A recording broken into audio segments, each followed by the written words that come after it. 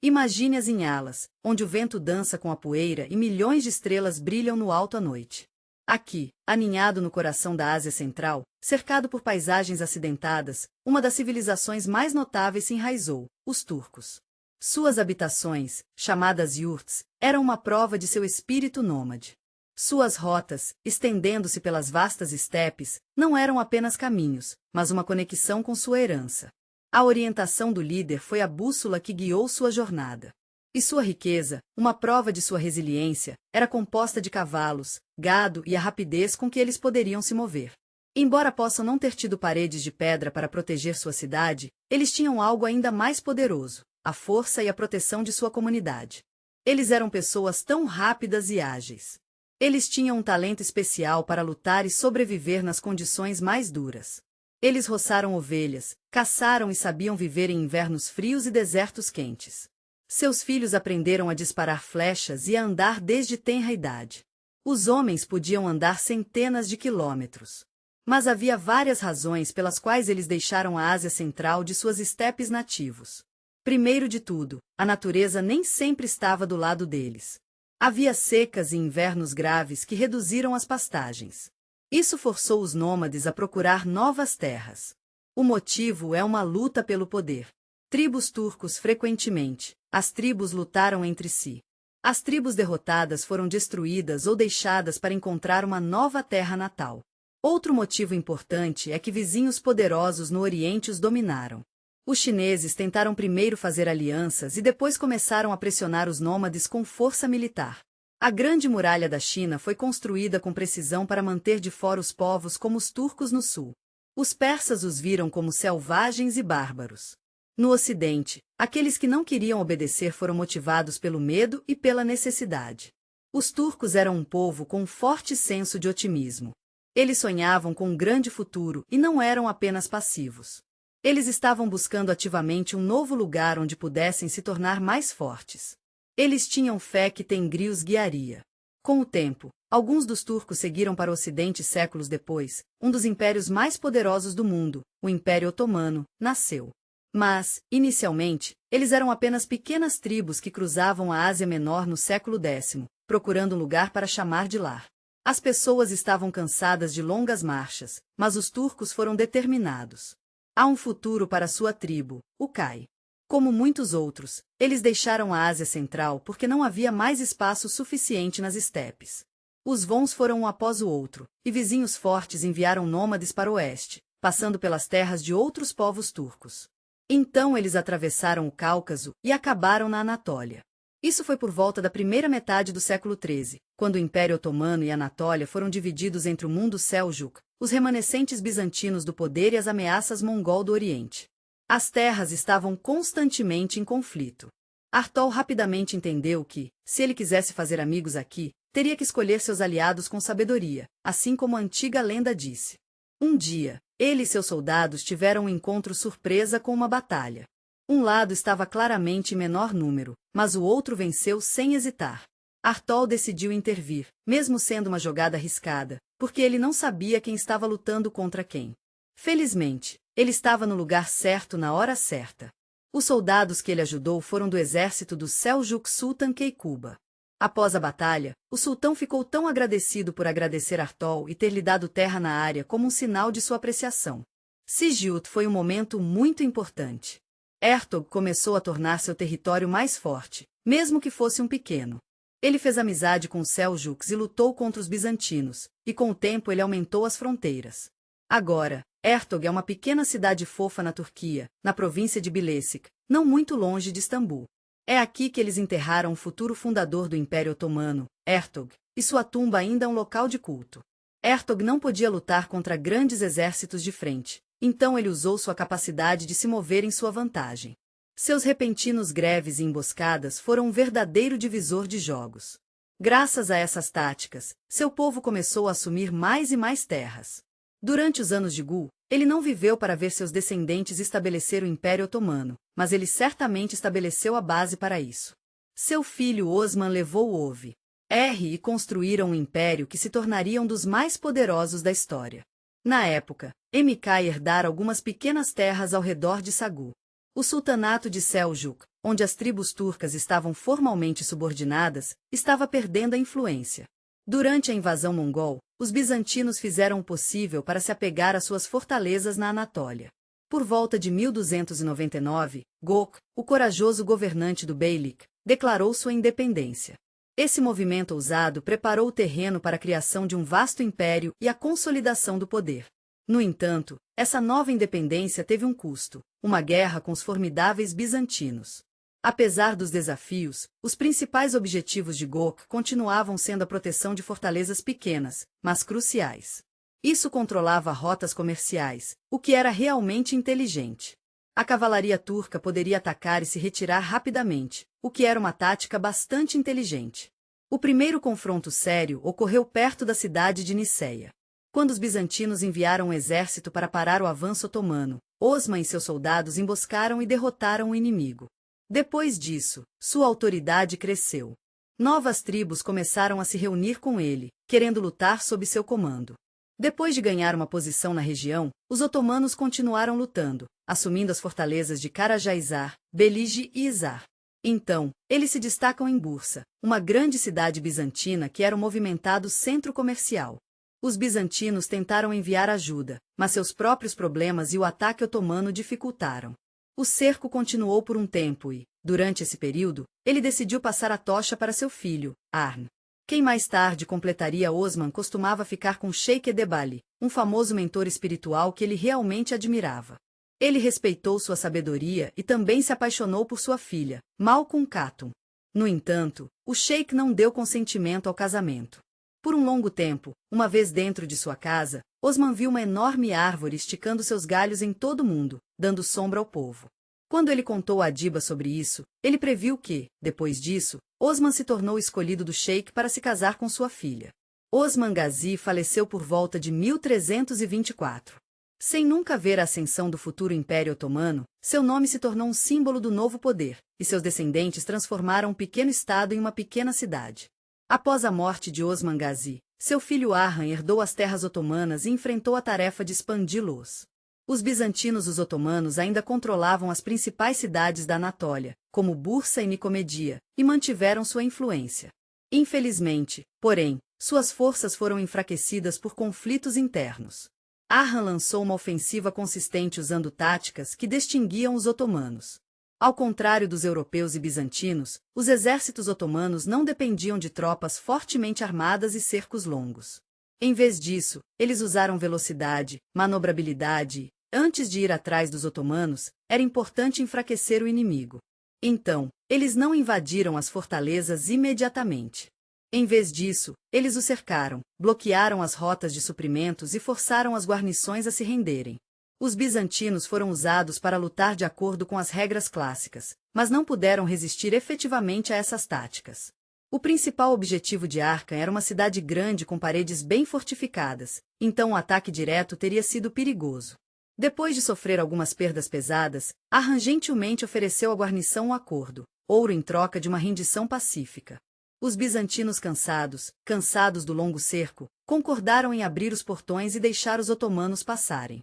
No entanto, depois de entrar na cidade, Arhan infelizmente violou o tratado.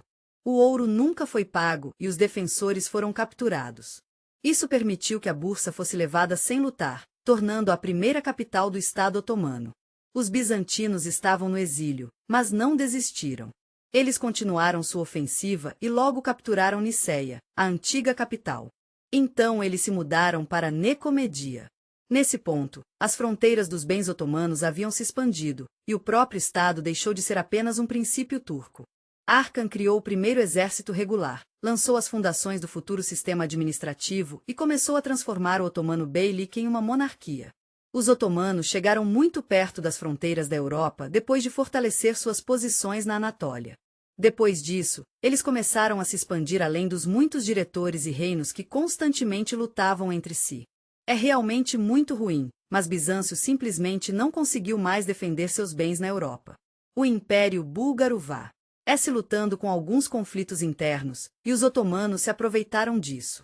Eles avançaram para a Europa, e um momento realmente importante para eles foi a conquista de Galípoli em 1354. Galípoli é uma cidade localizada nos Dardaneles, e controlou a rota da Ásia Menor para a Europa. Antes disso, os otomanos haviam invadido os Balcãs, mas não podiam consolidar sua posição lá. Terremotos destruíram os muros de Galípoli, e as tropas otomanas ocupavam a cidade sem lutar. Os bizantinos pediram ao sultão Orhan que os ajudasse. Os otomanos não conseguiram assumir o controle, mas eles conseguiram se concentrar na Europa. Após a morte de Arkan, seu filho Murad assumiu e iniciou uma grande campanha para conquistar os Balcãs. Em 1362, ele capturou Adrianópola, que se tornou a capital otomana. Então, ele passou para a Bulgária e a Sérvia e, em 1371, conheceu o exército combinado de sérvios e búlgaros no rio Moritsa. O exército otomano era maior, mas eles surpreenderam os búlgaros atacando à noite. Isso significava que grande parte da Bulgária foi assumida pelos otomanos. A parte restante da Bulgária era chamada de Principado de Prilep. A Sérvia era o próximo país que os otomanos queriam atacar. O príncipe Lazar sabia que, se os otomanos não parassem, seu país seria assumido. Em 1389, houve uma batalha no campo do Kosovo. O exército otomano era mais forte que o exército sérvio, mas os sérvios conheciam bem a área e estavam prontos. Na batalha, ambos os lados sofreram muitas perdas. A coisa mais importante a saber sobre o sultão é que ele faleceu. Uma história diz que o cavaleiro sérvio Milos Obilic, que era prisioneiro de Murad I, usou um truque para tentar escapar. De repente, ele puxou uma adaga e machucou o sultão. Este evento se tornou uma história famosa. Embora o sultão tenha morrido, os otomanos venceram. O exército sérvio foi destruído e o príncipe Lazar foi capturado e morto. Depois disso, a Sérvia concordou em fazer parte do Império Otomano. Depois de assumir os Balcãs, os otomanos entraram em guerra com Bizâncio. Os otomanos realmente tentaram tomar Constantinopla, mas não conseguiam administrá-lo. A cidade estava protegida por paredes resistentes e recebeu ajuda de Gênova e Veneza, o que era muito legal da parte deles. Os otomanos não tinham muitos navios grandes ou artilharia pesada para invadir a cidade, então tiveram que esperar por um tempo. Mas mesmo que eles não tenham levado a cidade imediatamente, os otomanos aprenderam muito com ela. Depois de pegar os Balcãs, os otomanos continuaram e assumiram a Sérvia e a Bulgária. Isso fez os otomanos muito perto da Hungria. A essa altura, o Estado otomano havia se tornado uma força forte e poderosa. Depois de algumas tentativas que não deram certo, os otomanos finalmente conseguiram capturar Constantinopla. Isso foi um grande negócio, e reuniu os otomanos e os bizantinos. Mehmed II, que mais tarde foi apelidado de Conquistador, tomou o trono em 1451. Ele estava determinado a capturar a cidade, que era um símbolo de Bizâncio e o mundo ortodoxo. Os otomanos tinham o controle da maioria da Anatólia e dos Balcãs, mas a própria cidade era como uma fortaleza. Os bizantinos eram inteligentes. Eles construíram paredes grossas para proteger sua cidade do mar. Eles também tinham aliados do Ocidente que os ajudaram. Isso era diferente do que seus antecessores tentaram fazer. Eles tentaram pegar a cidade por cerco, mas isso não funcionou. Durante séculos, os bizantinos reconstruíram suas paredes da cidade. Eles se prepararam com antecedência para qualquer ataque de exércitos do leste. Eles sabiam que um ataque seria suicídio. Em 1450, 3 anos antes do cerco, eles começaram a construir a fortaleza de Rumeli, na costa europeia do Bósforo. Esta fortaleza permitiu que os otomanos totalmente. E eu entendi totalmente. Seria ótimo se você pudesse ficar de olho no estreito e garantir que a ajuda não chegue a Constantinopla do Mar Negro. A cidade pobre estava em um lugar difícil. O imperador bizantino Constantino I estava praticamente preso lá, e ele não podia contar com nenhuma ajuda de ninguém. Ele esperava que os poderes católicos ajudassem, mas a Europa estava praticamente ocupada com suas próprias coisas na época. Assim, na primavera de 1453, um exército otomano de mais de 80.000 pessoas chegou aos muros de Constantinopla. Os bizantinos, que naquela época estavam em cerca de 50 pessoas, realmente precisavam de algum apoio. Ei, eu só queria que você soubesse que existem apenas 7, felizmente, 000 defensores, incluindo alguns mercenários muito corajosos de Gênova e Veneza, foram capazes de sobreviver. A última esperança deles foi as paredes da cidade, que haviam parado os invasores por séculos. Mas Mehmed tinha algumas novas armas muito legais que os sultões anteriores não tinham. Ele até recrutou um engenheiro húngaro muito inteligente.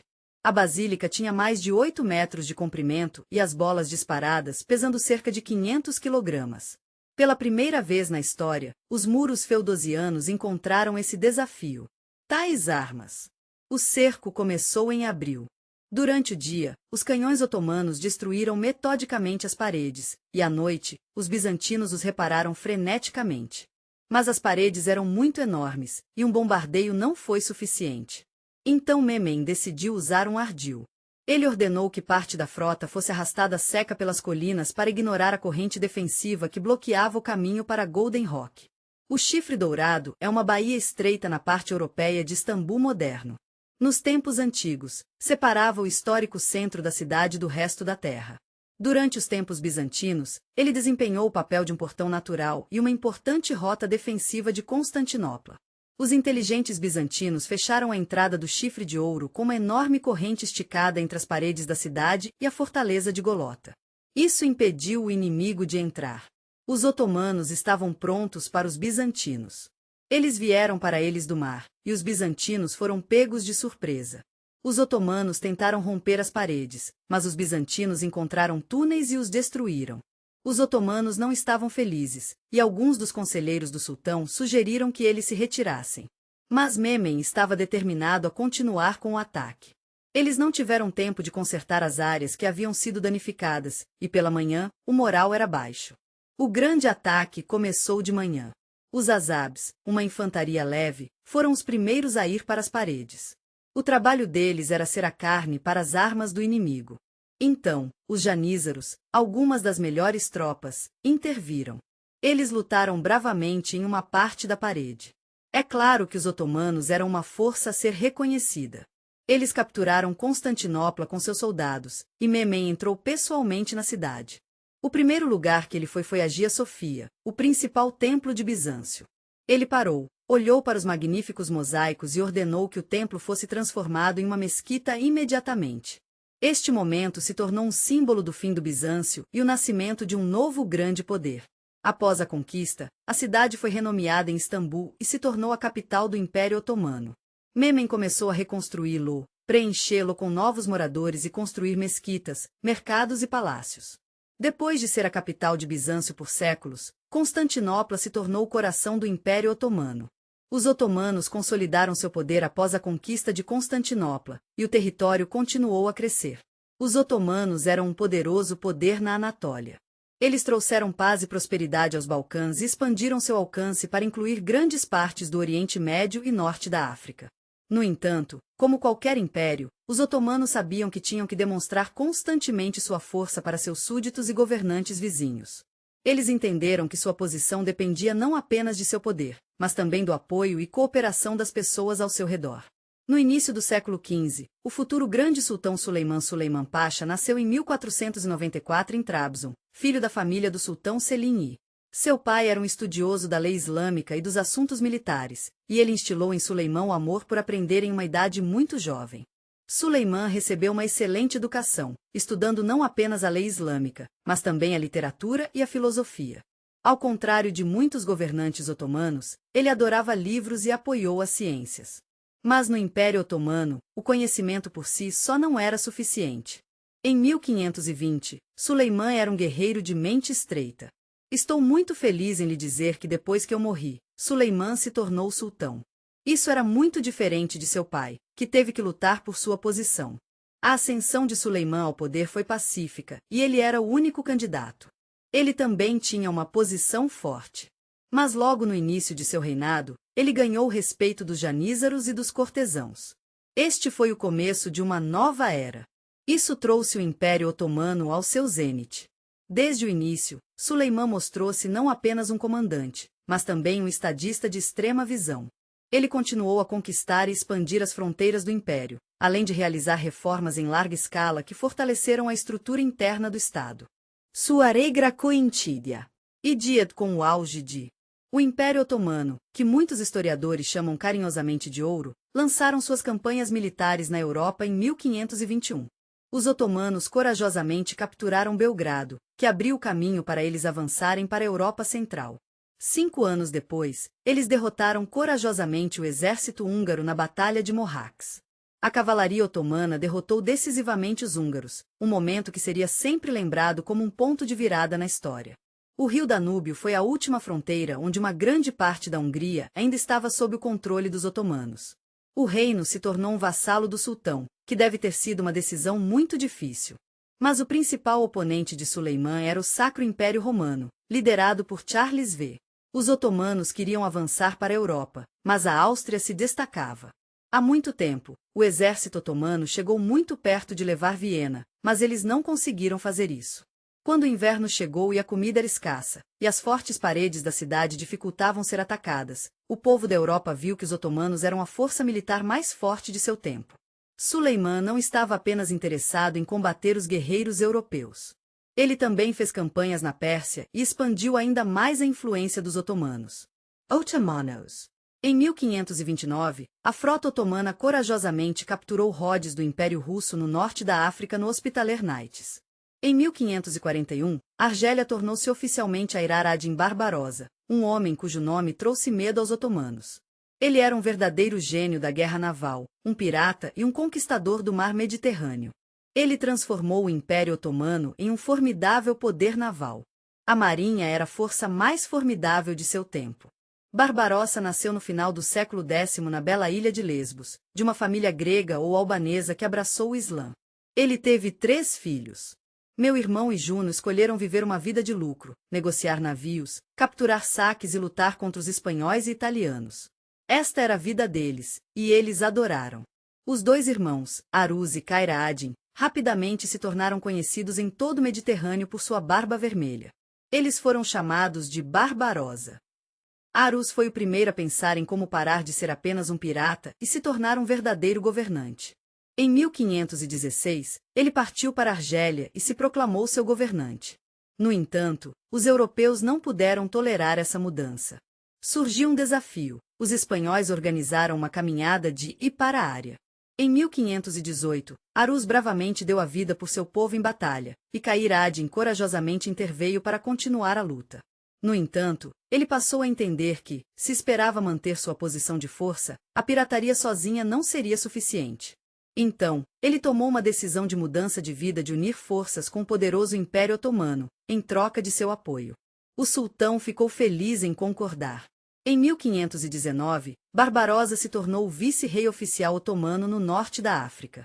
Como almirante supremo de sua frota, ele não apenas atacou navios, ele comandou esquadrões inteiros e trouxe tropas otomanas para suportar. Ele conquistou cidades. Em 1534, ele pegou Tunis. Mas um ano depois, ele foi recapturado por Charles V, Sacro Imperador Romano. Em resposta, Barbarossa organizou um verdadeiro terror. No belo mar Mediterrâneo, seus navios fizeram ataques às margens de Gênova, Veneza, França e Espanha.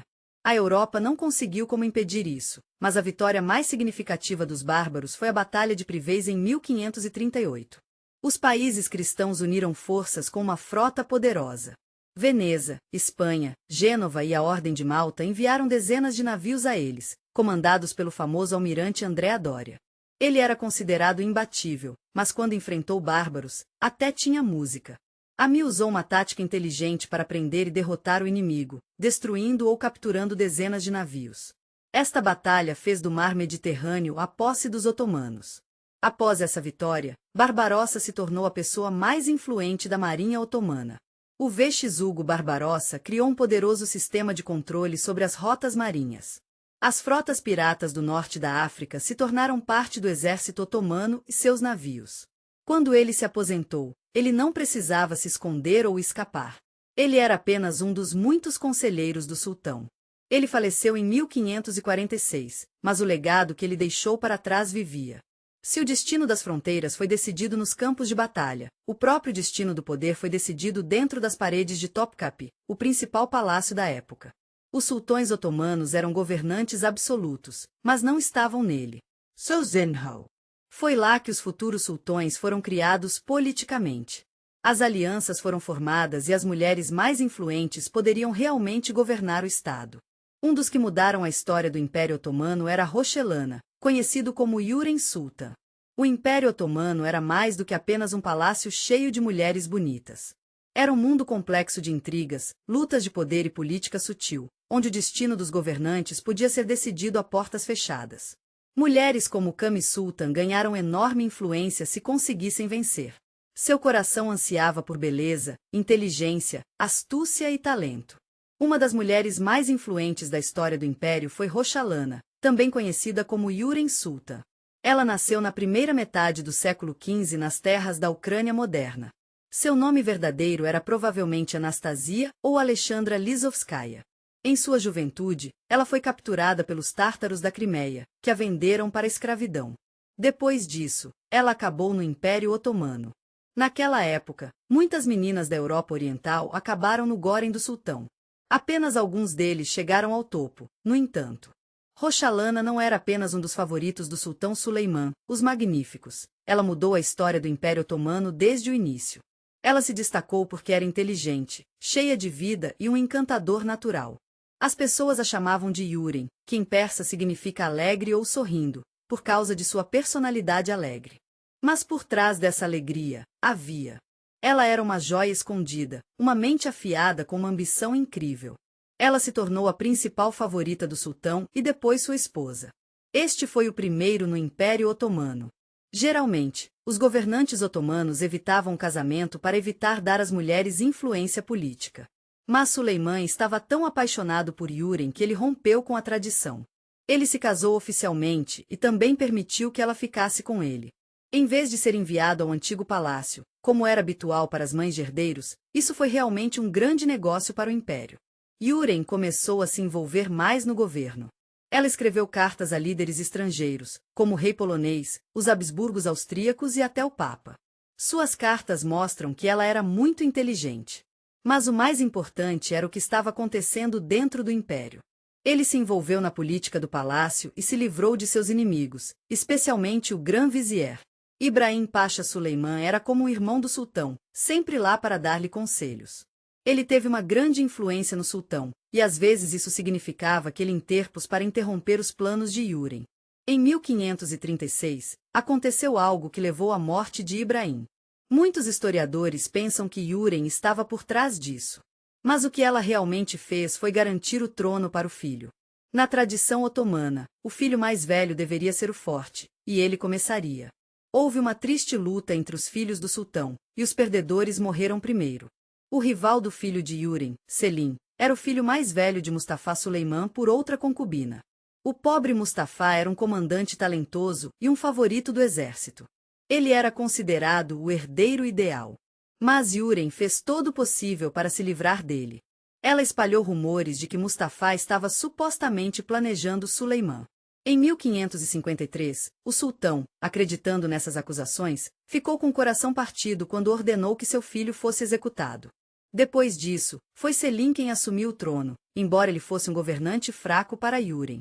O principal foi alcançado, seus descendentes continuaram a dinastia.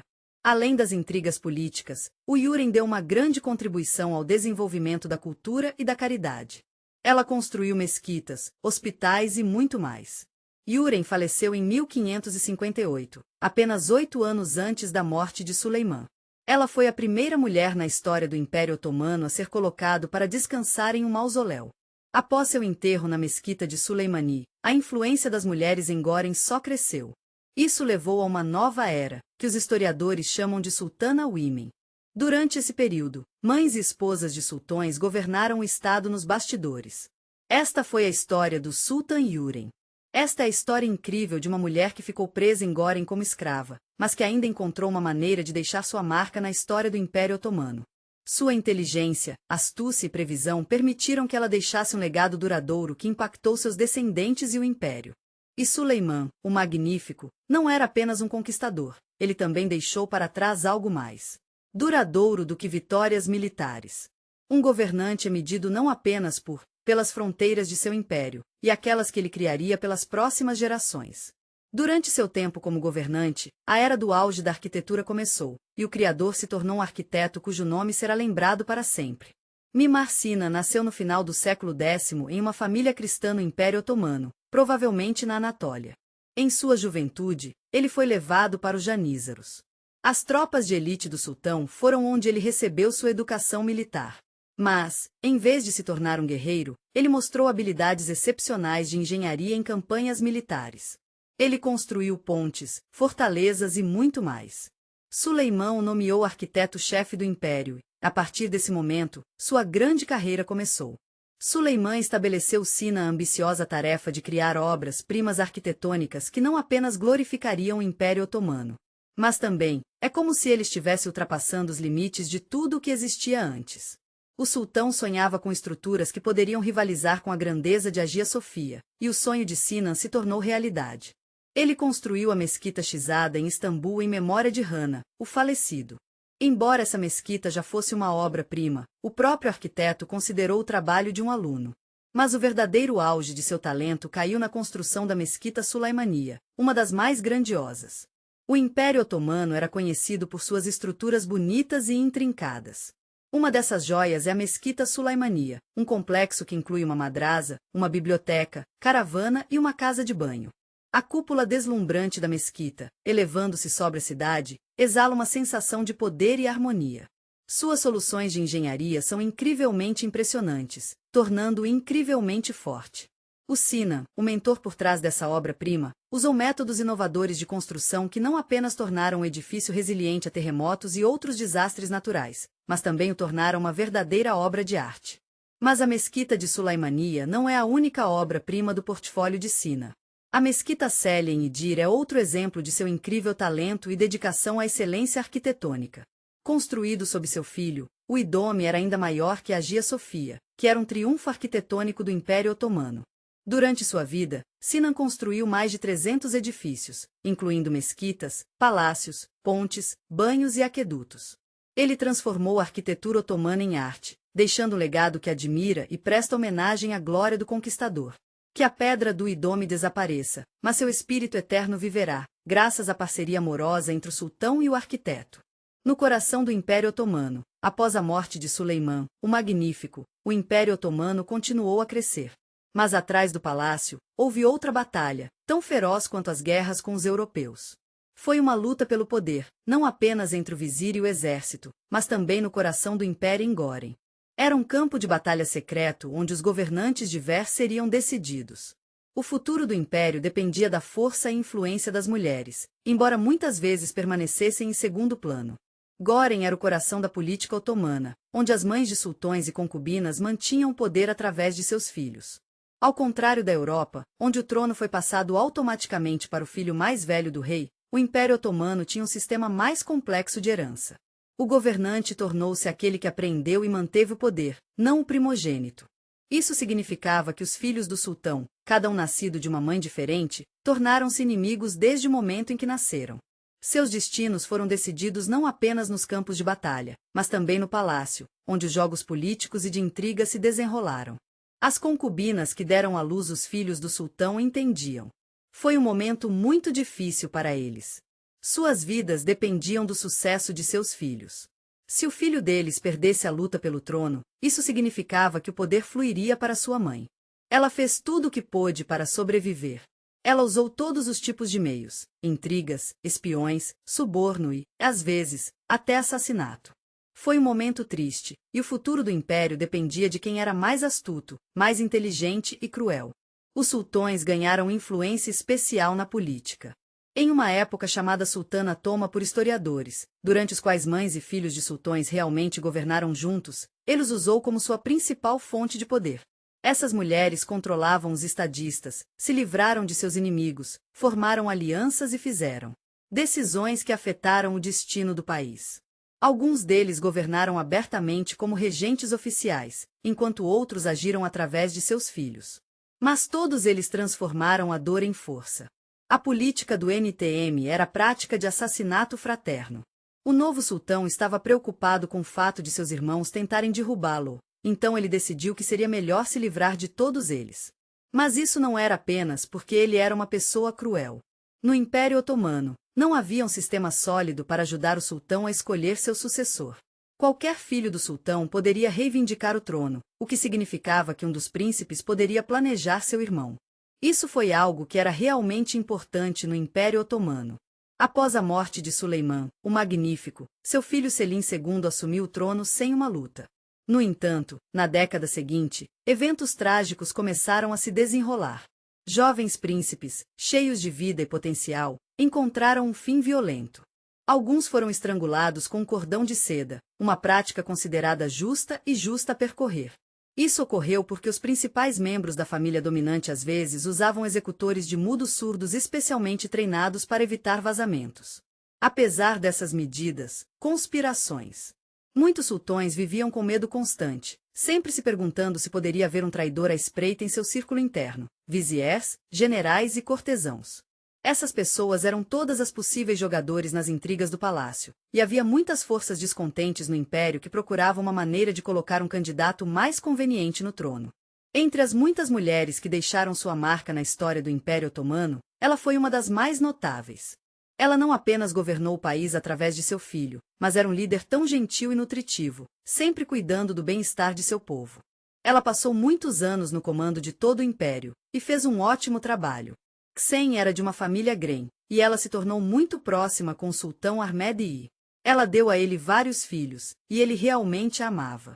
Mas ela não conseguiu apenas seu poder por causa de seu relacionamento com o sultão. Quando ele morreu, ela ainda estava no comando. Outras mulheres que estavam na mesma situação não tiveram tanta influência depois que seus maridos morreram, mas Xen manteve seu poder e ajudou seus filhos e netos a administrar o estado. Quando Sn Hatra assumiu o trono como régem, ele estava basicamente dirigindo o país para ela. Ela estava encarregada de muito mais do que apenas o palácio. Ela escolheu os viziers, fez amizade com outros governantes e se livrou de qualquer pessoa que possa ter sido uma concorrente. Mas ela teve mais sucesso depois de Murad morreu, e seu outro filho Ibrahim me tornei o novo governante. Esse sultão não era muito bom em seu trabalho, o que deixou Sn Hatra basicamente governar o estado por conta própria. Mas ele era um pouco imprevisível. Suas ações levaram a uma mudança de liderança, e ele foi removido de sua posição. KSM se viu mais uma vez em uma posição de influência como seu neto, Mesh, subiu ao trono. Ela se tornou regente novamente, e agora governava não apenas o país, mas também a própria dinastia. Ela enfrentou um desafio após o outro. Os viziers e emirs entenderam que desobedecê-la poderia ter sérias consequências. Mas mesmo a mulher mais poderosa do império não pôde. A história de Kezen é tão triste. Ela foi morta em 1651 por sua nora, Turhan Sultan. Sultan Turhan decidiu que era melhor que ela fosse embora porque estava se tornando poderosa demais. Isso lhe permitiu governar o império por conta própria. Isso nos mostra que o poder no Império Otomano não pertencia ao sultão. Goren não era apenas um lugar onde o governante poderia se divertir. Era um lugar real. Após um período de grandes conquistas e regra estável, os otomanos mudaram gradualmente os sultões. Ele era um chefe muito prático, deixando principalmente o âmago de seu grã-vizer. Esses caras lidaram com o dinheiro, o exército, as relações externas e mantendo a paz. Eles escolheram quais guerras lutar, com quem se unir e com quem mostrar um pouco de amor. Às vezes, seu poder era tão grande que os sultões eram apenas figuras, com os viziers dando os tiros. Os sultões relaxavam em Goren ou caçavam caçando, enquanto os viziers dirigiam o show. O império estava em um ponto difícil, e um dos grandes viri mais proeminentes, Memen-Kopru, estava lá para ajudar. Em meados do século XVI, o Império Otomano estava enfrentando alguns desafios. Janissary revolts eclodiu na capital e as autoridades estavam lidando com alguma corrupção. Países europeus que haviam conquistado o Império Otomano não conseguiu parar o caos. Em 1656, o sultão, Mehmed IV, ofereceu a Kopru o cargo de Grã-Vizier. Kopru era um homem experiente e duro que era famoso por seu trabalho. Ele concordou com isso porque estava tão determinado, mas fez uma condição, que recebeu total liberdade para fazer o que queria. O sultão realmente queria manter a ordem no exército, e ele não teve escolha. Depois que ele teve que lidar com alguns janízaros rebeldes, ele estava determinado a não cometer o mesmo erro duas vezes. Ele pôs fim a quaisquer tumultos, executando centenas de manifestantes e enviando o resto para as fronteiras do império. Então ele começou a combater a corrupção. Ele se livrou de muitos funcionários envolvidos nisso. Algumas pessoas caíram no tesouro e foram enviadas para o exílio ou executadas. Mas, felizmente, Liu conseguiu recuperar o controle das províncias. Os otomanos derrotaram Veneza e capturaram a ilha de Euboeia, o que os ajudou a impedir o país de se desintegrar e alcançar vitórias militares por várias décadas. No entanto, nem todos os viziers foram bem-sucedidos. Um dos exemplos mais famosos de fracasso foi o Grã-Vizier Kara Mustafa, cujo cerco fracassado de Viena é realmente interessante. Em 1683, um ponto de virada na história otomana se desenrolou. Naquela época, os otomanos estavam em uma missão de expandir seu alcance para a Europa. O sábio vizir, reconhecendo a importância estratégica de Viena, uma cidade vital que poderia abrir a porta de entrada para a Europa Central, decidiu que a conquista seria a melhor maneira de aumentar a influência otomana. Sob sua orientação, o exército otomano embarcou em uma longa jornada, marchando com determinação. Depois de várias semanas, eles chegaram aos arredores de Viena. Os otomanos estavam tão confiantes e determinaram que cercaram a cidade, pensando que poderiam capturá-la facilmente. No entanto, eles subestimaram a resiliência dos vienenses, que, apesar de terem sido superados, mantiveram-se fortes e se recusaram a se render. Kara Mustafa lutou uma luta corajosa, mas decidiu que seria melhor se segurar por enquanto. Ele pensou que, se eles pudessem esperar um pouco mais, poderiam tirar a cidade de Moron. O tempo passou, e o plano de Kara Mustafa não deu certo da maneira que ele esperava. Os outros países prepararam seus exércitos e os austríacos e postes se uniram para formar um exército. O rei polonês, Jan III Sobieski, estava encarregado deste exército quando chegou perto do campo otomano. Mesmo que ele estivesse preocupado, Kara Mustafa ainda esperava que pudesse se segurar, mas o outro lado atacou. No momento mais importante da batalha, a cavalaria polonesa, os famosos hussardos alados, corajosamente atacados nas fileiras otomanas, quebrando suas defesas e tirando os otomanos.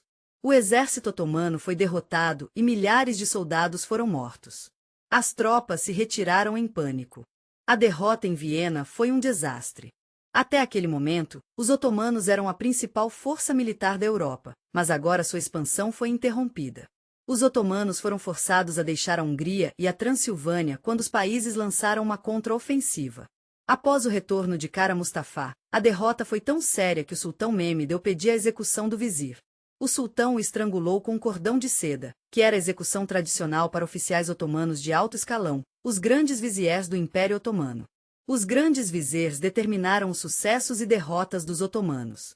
Eles cometeram erros que custam ao império seu poder e influência. A derrota em Viena foi o primeiro golpe sério para o poder otomano, mas a guerra com a Europa era apenas um lado do problema. Enquanto os otomanos estavam perdendo terreno nos Balcãs, uma nova ameaça estava emergindo do norte. Durante séculos, o Império Otomano havia dominado a região de Chersk, importante Crimeia, e mantinha os russos. A terra é isolada dos mares do sul. Mas no final do século X, surgiu um novo estado. A Rússia entrou na arena histórica e rapidamente se tornou um jogador importante. Até o momento, a Rússia não teve um papel significativo nas guerras com os otomanos, mas isso estava prestes a mudar. Os príncipes de Moscou e os czares russos se chocavam periodicamente com o Kanato da Crimeia, que era um vassalo do Império Otomano. No entanto, a Rússia não estava apenas sentada e levando a. Os tártaros da Crimeia, que fizeram campanhas arruinadas nas terras do sul da Rússia há séculos, capturaram dezenas de milhares de pessoas. Os otomanos usaram a Crimeia, era uma maneira de pressionar a Rússia para ser o chefe da região. Mas então Pétero assumiu o comando, e ele viu que o otomano. Esse era um problema. Ele entendeu que a Rússia precisava estar no controle do Mar Negro, se quisesse fazer parte do comércio mundial e ser capaz de competir com os outros países europeus. Os otomanos e seus amigos na Crimeia bloquearam totalmente as fronteiras russas do sul, o que tornava impossível negociar através dos portos. A Rússia estava enfrentando um desafio difícil, e eles realmente precisavam de uma solução o mais rápido possível. Em 1689, quando o exército russo entrou na ofensiva contra o Kanato da Crimeia, Péter enviou tropas para as profundezas. Mas ele teve algumas dificuldades sérias. O exército da Crimeia, conhecido por sua cavalaria ágil, não estava entrando em grandes batalhas.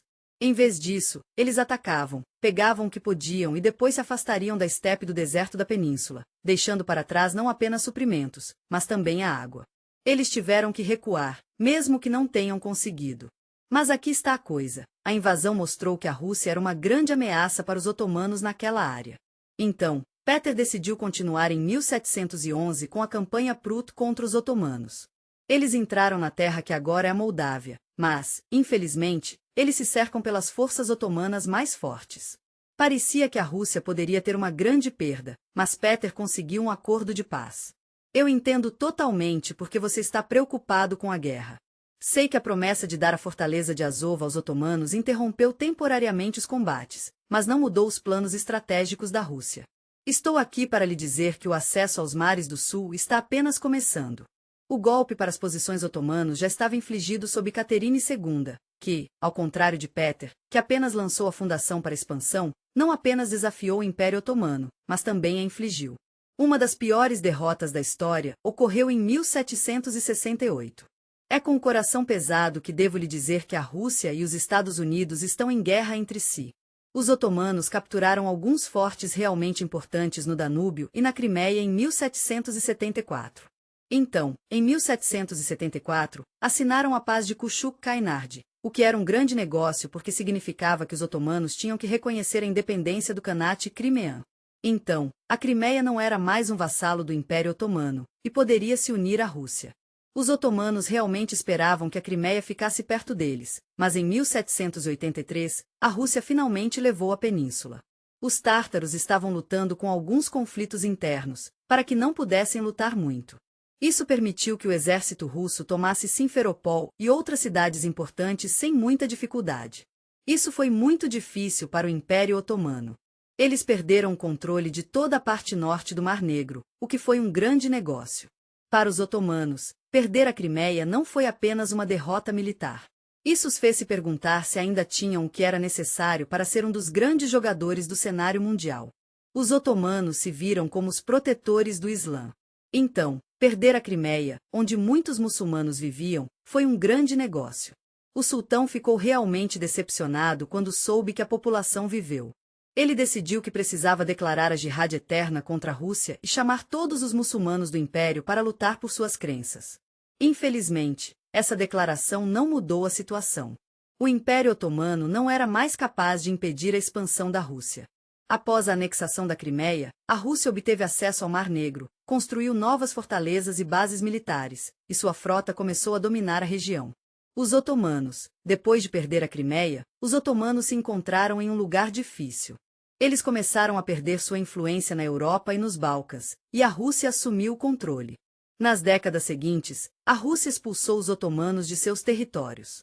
A perda da Crimeia mostrou que os otomanos estavam começando a enfraquecer, e seu império estava a caminho.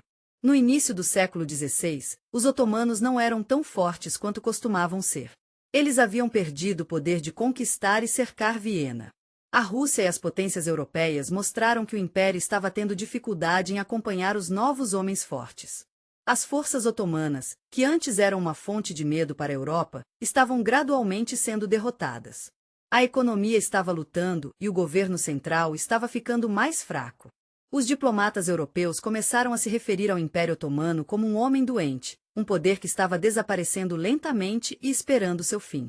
O principal problema era que o Império Otomano estava preso entre o passado e o futuro. É difícil imaginar um mundo onde o país entraria em colapso sem reformas. Mas também é verdade que qualquer tentativa de renovação enfrentou resistência da antiga elite otomana, do exército e líderes religiosos. Enquanto isso, os estados europeus se desenvolveram rapidamente, mudando para uma economia industrial, criando exércitos poderosos e introduzindo novas tecnologias. O Império Otomano ainda era um poder feudal, onde dependia muito das decisões do sultão e de sua comitiva. No século X, os governantes tentaram implementar reformas em larga escala. Reformas. Um dos primeiros passos foi a criação do Tanzima, uma série de reformas iniciadas pelos sultões Mahmud II e Abdülmecid. O objetivo do Tanzima era transformar o Império Otomano em um Estado moderno no modelo europeu. Eles fizeram grandes mudanças, como reformar o exército, sistema tributário e sistema judicial. Eles também construíram ferrovias, estabeleceram escolas seculares e tornaram as leis mais iguais para muçulmanos e não muçulmanos. Mas mesmo com todas essas reformas, o principal problema de enfraquecer o poder do governo central, as antigas elites otomanas, incluindo janízaros e líderes religiosos do exército, e a modernização tiveram seus desafios. A disciplina era fraca e os oficiais nem sempre foram treinados. Ao mesmo tempo, as províncias do império estavam crescendo cada vez mais independentes. A Grécia e a Sérvia estavam ganhando independência, o Egito não estava mais obedecendo ao sultão, e as forças armadas nos Balcãs frequentemente eclodiam em revolta. Mas a ameaça mais séria aos otomanos foi a Rússia. A Rússia e o Império Otomano estavam sempre lutando. No século X, a Rússia assumiu lentamente os Balcãs e a região do Mar Negro. Esse processo ficou mais rápido depois que a Rússia venceu a Guerra Russo-Turquish em 1828. Os otomanos tiveram que reconhecer a independência da Grécia, e a marinha russa estabeleceu o controle sobre o Mar Negro. No entanto, não apenas a Rússia procurou dividir as terras otomanas, a Inglaterra e a França também viam o Império Otomano como enfraquecendo, e eles pensaram que poderiam aproveitar a oportunidade em seu proveito. Isso ficou especialmente evidente na Guerra da Crimeia de 1853-56. Quando a Grã-Bretanha e a França, que não esperavam, se tornaram aliados otomanos contra a Rússia, as potências europeias estavam muito preocupadas com o fato de a Rússia destruir completamente o Império Otomano. Então, eles apoiaram Istambul. Como resultado da guerra, a Rússia foi derrotada e sua influência nos Balcãs foi temporariamente enfraquecida. Mas os otomanos não se tornaram mais fortes. O império continuou a descer ao caos. No final do século X, o Império Otomano que os otomanos estavam lutando para tomar decisões sobre seu próprio futuro. As potências europeias estavam ajudando com dinheiro e conselhos, mas também estavam impondo suas próprias regras ao sultão. Os países ocidentais estavam investindo muito dinheiro na construção de portos e fábricas, mas esses projetos estavam realmente ajudando os investidores mais do que os otomanos. Os otomanos estavam cada vez mais dívidas com os bancos europeus, e sua economia estava se tornando cada vez mais dependente do Ocidente. O último grande governante do Império, Sultan Ab, quando Abdulhamid se tornou mordomo, ele se tornou governante do Império Otomano. Ele fez algumas mudanças, incluindo a limitação da influência das reformas liberais, impedindo a oposição e se encarregando da imprensa. Ele também aumentou a influência do Islã no governo. Ele esperava que, ao aproximar a população muçulmana do sultão, ele pudesse ajudar a proteger o império, que ligava Istambul às cidades sagradas de Meca e Medina. Foi realmente um grande negócio, porque mostrou que o poder islâmico no império estava crescendo. Abdulhamid tentou realmente salvar o império, mas ele não podia. Havia rebeliões nos Balcãs, e outros países estavam se envolvendo cada vez mais nos negócios do Império Otomano. As pessoas no Império não ficaram felizes com o governo do sultão. Em 1908, um grupo de oficiais e políticos chamou os jovens turcos e iniciaram um movimento para mudar as coisas. O movimento pela modernização e reformas democráticas foi tão forte que fez com que Abdulhamid retornasse à constituição que ele havia adotado anteriormente. Depois de alguns anos, ele foi derrubado e o Império Otomano entrou no estágio final de sua existência. Apesar dos esforços de reforma, do fortalecimento do poder central e do desenvolvimento dos países ocidentais, Vesta continuou lutando com a varíola. Enquanto isso, a Rússia, a Inglaterra e a França foram divididas. As terras otomanas ficaram tristes ao ver a revolta no Bal. Rezi aproveitou sua fraqueza econômica. As tentativas de modernização não foram profundas o suficiente ou Abdulhamid III foi o último sultão que tentou parar o colapso do império. Mas mesmo suas duras medidas não puderam salvar o Estado otomano desde o final que estava chegando. No início do século XX, o Império Otomano estava em uma profunda crise quando os otomanos já haviam sido um grande poder, estendendo-se dos Balcãs ao Oriente Médio. Mas eles estavam em um lugar difícil na época. Eles haviam perdido quase todos os seus territórios europeus, sua economia estava lutando e seu exército não era tão forte quanto outras potências europeias. Além disso, havia muita instabilidade política, o que dificultava as coisas para o sultão. Eles entenderam que um novo conflito global era inevitável. Mas eles tomaram uma decisão que mudaria o curso de suas vidas. Eles optaram por apoiar a Alemanha, esperando que o país jovem e ambicioso, com suas forças fortes, os ajudasse a recuperar sua antiga glória. A escolha da Alemanha não foi um acidente. Os alemães estavam tentando ganhar, há muito tempo, os engenheiros de Berlim construíram uma estrada muito importante no Oriente Médio. Esta estrada foi da Europa para Bagdá e ajudou os otomanos a controlar suas províncias do leste. Os oficiais alemães usaram suas táticas de batalha europeia no Oriente Médio, e os otomanos pensaram que uma aliança com a Alemanha seria boa para eles. Vamos ser gentis e dar a eles a chance de recuperar os territórios que perderam, como o Egito, os Balcãs e talvez até a Crimeia. Mas, acima de tudo, eles foram motivados por um ódio de longa data pelos inimigos da Rússia, Grã-Bretanha e França. Eles não tinham vergonha de dizer que achavam que o Império Otomano era o homem doente da Europa e estava apenas esperando o momento certo para dividir suas terras.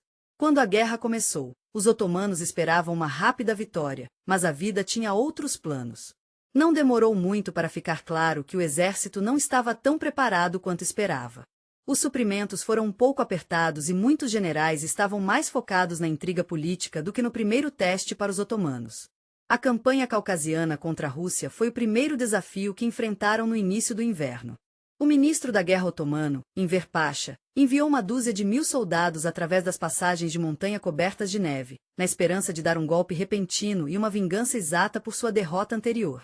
Mas essa aventura se transformou em um desastre. Nas montanhas, os soldados moro começaram a morrer de frio. Seus inimigos aproveitaram sua vulnerabilidade e causaram um golpe esmagador. Pobres vermelhos! O exército otomano foi quase completamente destruído no Ocidente, e as coisas também não eram boas para eles no Oriente. A Grã-Bretanha e a França tentaram romper as defesas otomanas na área do Estreito para quebrar o caminho para a Rússia. Então começou a Darne.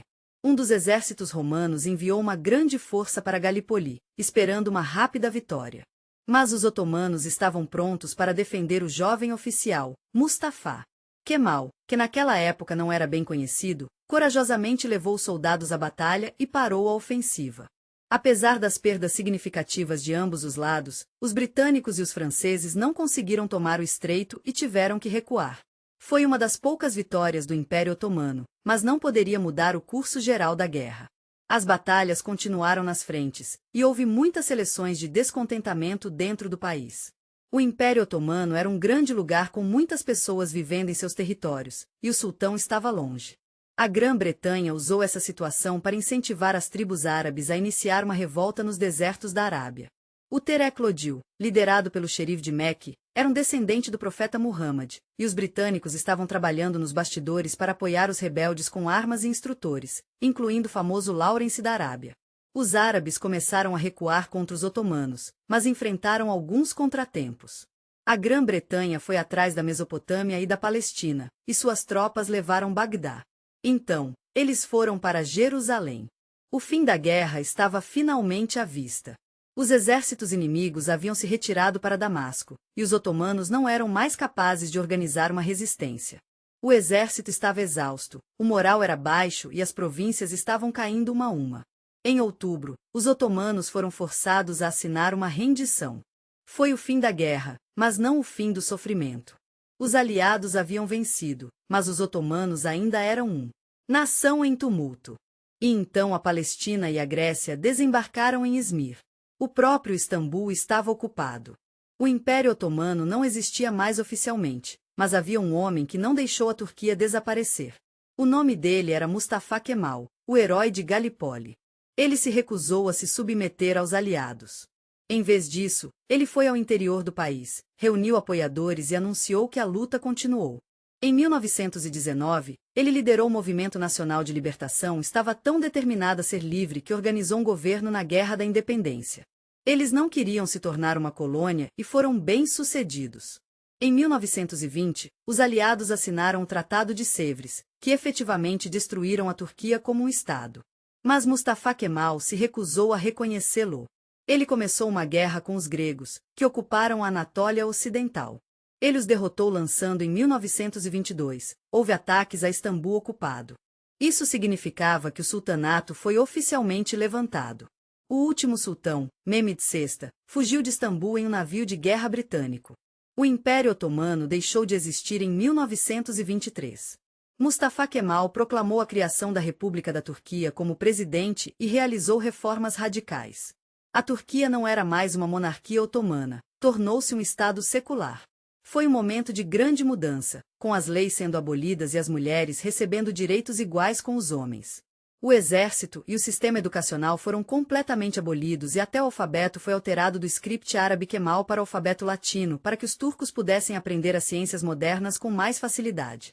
Após séculos de guerras, conquistas e derrotas, a história do Império Otomano chegou ao fim.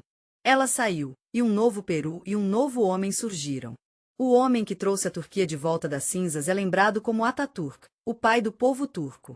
Em 1923, o Império Otomano, que existia por mais de 1000 anos, finalmente chegou ao fim. O atual governante era o sultão Mehmed VI, um homem que, até o último momento, esperava manter pelo menos algum poder. O tempo da monarquia na Turquia chegou ao fim e da história. O corajoso e determinado Mustafa Kemal tornou-se um símbolo de resistência e a luta pela independência. Ele proclamou o nascimento da República Turca, uma nova era para o país. Os últimos meses do sultanato foram difíceis, pois os otomanos enfrentaram a derrota na Primeira Guerra Mundial e a ocupação do império pelas forças da Entente. A terra foi dividida e Istambul, a capital, estava sob controle britânico. O exército de 100 fortes do sultão era basicamente um fantoche das potências estrangeiras. Em 1922, a Grande Assembleia Nacional da Turquia se livrou oficialmente do sultanato. O sultão teve que fugir na noite de 17 de novembro, embarcando em um navio de guerra britânico. Malta foi a última parada para ele em sua jornada para a ilha de Malta. Este foi o fim da dinastia otomana por mais de 100 anos. Enquanto o último sultão deixou o país em Ankara, Mustafa Kemal e seus amigos começaram a trabalhar em um novo Peru para o mundo moderno. Eles sabiam que o país precisava de grandes mudanças. O Império Otomano seguia as leis que não faziam mais sentido. Você pode imaginar quantos séculos e instituições são criadas para criar um novo Estado? Mustafa Kemal tomou a emocionante decisão de quebrar com o passado e criar um Estado completamente novo em 29 de outubro de 1923. Ele proclamou oficialmente a criação da República da Turquia neste dia. A Turquia se tornou um Estado nacional secular, e Mustafa Kemal foi eleito seu primeiro presidente. Este foi o começo de uma nova era. Mustafa Kemal, que mais tarde seria conhecida como Atatürk, iniciou o processo de modernização e fazendo mudanças fundamentais. Ele queria ver a Turquia se tornar independente, forte e moderna. O primeiro passo foi se livrar do califado. Os sultões otomanos não eram apenas os governantes do país, mas também consideravam os líderes espirituais do Estado muçulmano. Em março de 1924, o califado foi abolido e o governo foi assumido por um grupo de pessoas que não eram religiosas. Foi uma mudança muito grande, e levou a muitas novas reformas em diferentes áreas da vida. Mustafa Kemal mudou o sistema educacional, criando escolas que não estavam conectadas à religião. Ele também substituiu o alfabeto árabe pelo alfabeto latino música. Os tribunais religiosos foram abolidos e o país adotou um sistema jurídico europeu. As mulheres receberam direitos.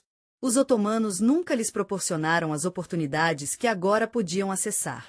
Eles poderiam finalmente conseguir educação, trabalho e participar da política. Novas leis de vestir foram introduzidas, fezes otomanos tradicionais foram banidos e a população foi incentivada a abraçar mudanças.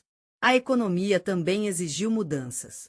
O Império Otomano dependia de bancos europeus e capital estrangeiro, mas Mustafa Kemal queria que a Turquia desenvolvesse sua própria produção e a transformação do país em um estado industrial foi um processo gradual, e não foi sem seus desafios. Agricultura, estradas, fábricas e empresas foram construídas, mas ao longo do caminho, algumas pessoas enfrentaram dificuldades. Muitos conservadores e apoiadores do antigo regime sentiram uma sensação de perda, especialmente com o fim do califado e a mudança no papel do Islã no Estado. Alguns militares, acostumados com as tradições da era otomana, também tiveram dificuldade em ter dificuldades com essas mudanças. É de partir o coração pensar em como o país estava perdendo sua identidade. Mas a boa notícia é que a antiga ordem foi restaurada e até executada. A conspiração também foi restaurada. Apesar de se afastar do sistema otomano, o patrimônio não desapareceu completamente. Mesmo após a queda do império, muitas tradições otomanas continuam vivendo na Turquia moderna. A arquitetura de palácios, mesquitas e fortalezas ainda lembra que a glória do império está no passado, mas sua influência ainda é sentida hoje. As tradições, cozinha e hospitalidade do antigo Império Otomano estão vivas e bem. Até o sistema jurídico turco manteve algumas de suas características antigas, apesar das reformas. E a influência do Império Otomano não se limita apenas à Turquia. Os antigos territórios otomanos, como os Balcãs, o Oriente Médio e o norte da África, ainda fazem parte do Império Otomano. O Império Otomano pode ter ido embora, mas seu espírito suporta. Você ainda pode sentir sua presença na Turquia e além. Mustafa Kemal criou um novo Estado, mas o país não conseguiu derramar completamente seu próprio Estado. A Turquia é como uma ponte, conectando leste e oeste, tradição islâmica e modernização europeia, o legado do Império Otomano e aspirações para o futuro.